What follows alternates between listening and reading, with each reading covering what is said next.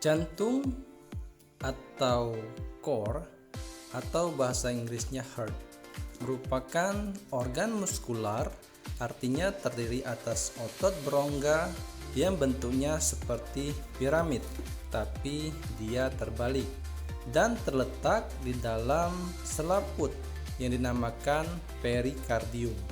Lokasinya yaitu dalam mediastinum, yaitu sebuah rongga dalam kapum toraks yang terletak di luar paru-paru. Secara garis besar ada mediastinum superior dan mediastinum inferior. Mediastinum inferior dibagi menjadi 3, anterior, media, dan juga posterior. Jadi jantung tepatnya berada pada mediastinum inferior yang media.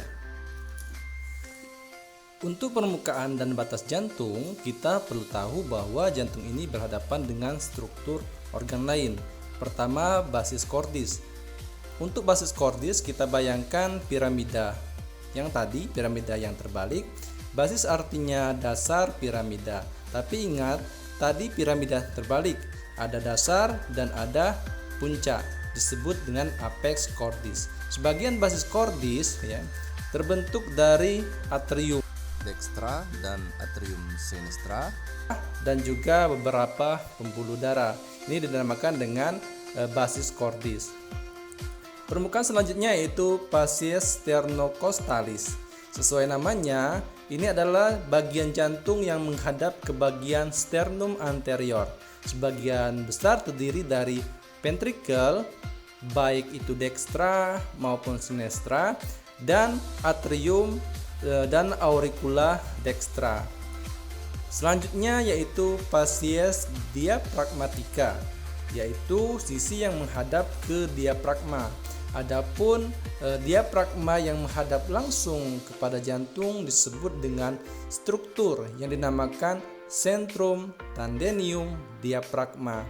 Dan yang terakhir, facies pulmonalis, yaitu bagian jantung yang berhadapan langsung dengan paru-paru. Karena paru-paru ada 2, jadi di sini juga ada 2. Dan dari sini kita juga dapat membagi margo jantung, di mana batas sisi kanan disebut dengan margo acutus dan sisanya yaitu margo occultus. Masuk ke ruang jantung.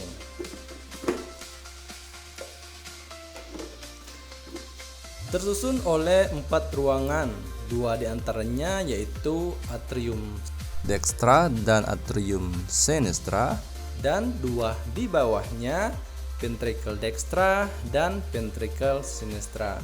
Yang pertama yaitu atrium dextra.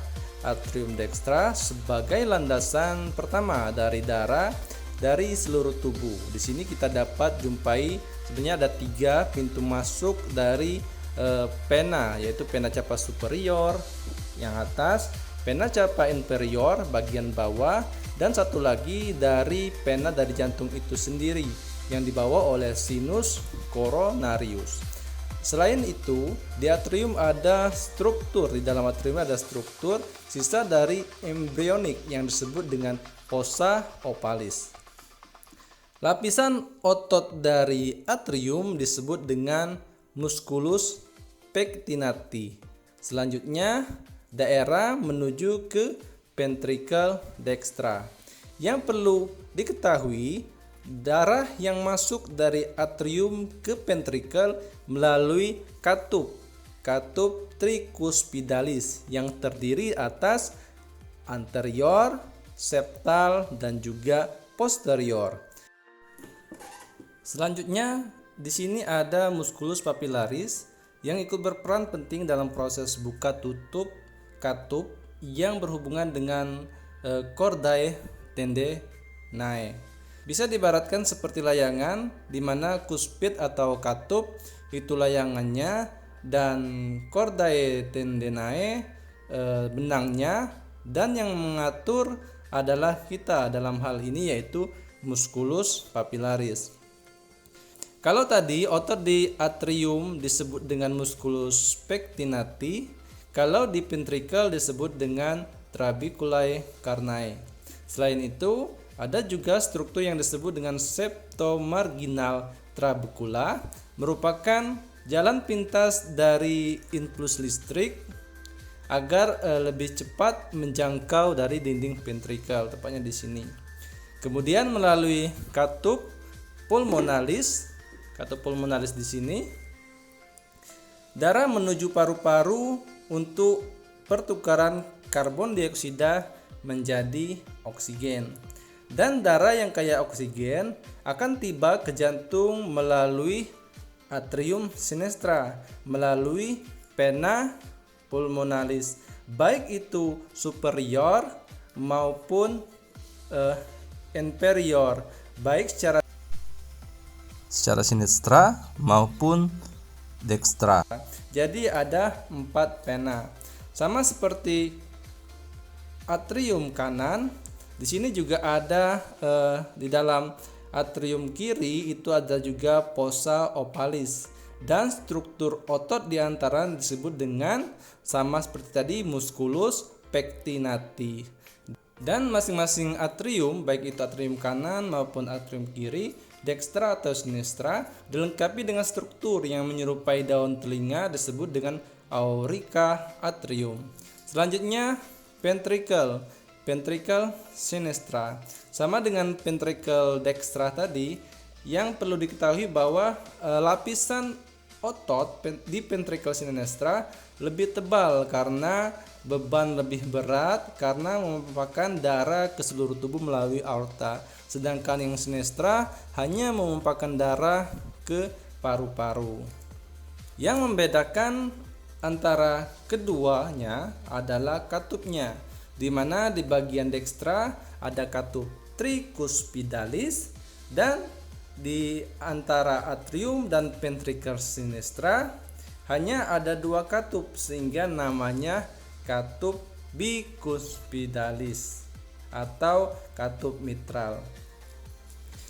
Kita bahas lagi katupnya. Katup atrium ventricular artinya katup antara atrium dan ventricle dekstra, dan di sinistra itu ada katup bicuspid.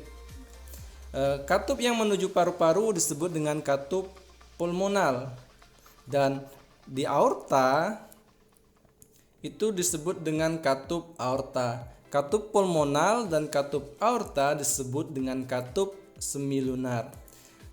Selanjutnya yaitu lapisan jantung. Jantung terdiri atas 3 lapisan, yaitu perikardium, miokardium, dan endokardium.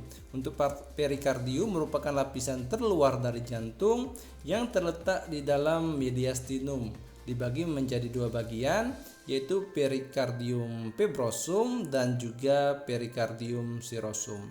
Selanjutnya yaitu miokardium, merupakan lapisan otot yang menerima darah dari arteri koronaria, di mana arteri koronaria ini memiliki cabang descendant anterior dan 3 arteri sirkumfleks. Arteri koronaria kanan akan memperdarahi AS node, ventricle sebelah kanan, dan permukaan diafragma ventricle dari kanan, atau kita bisa lihat seperti ini ya. Ini merupakan arteri koronaria ya. Selanjutnya yaitu endokardium.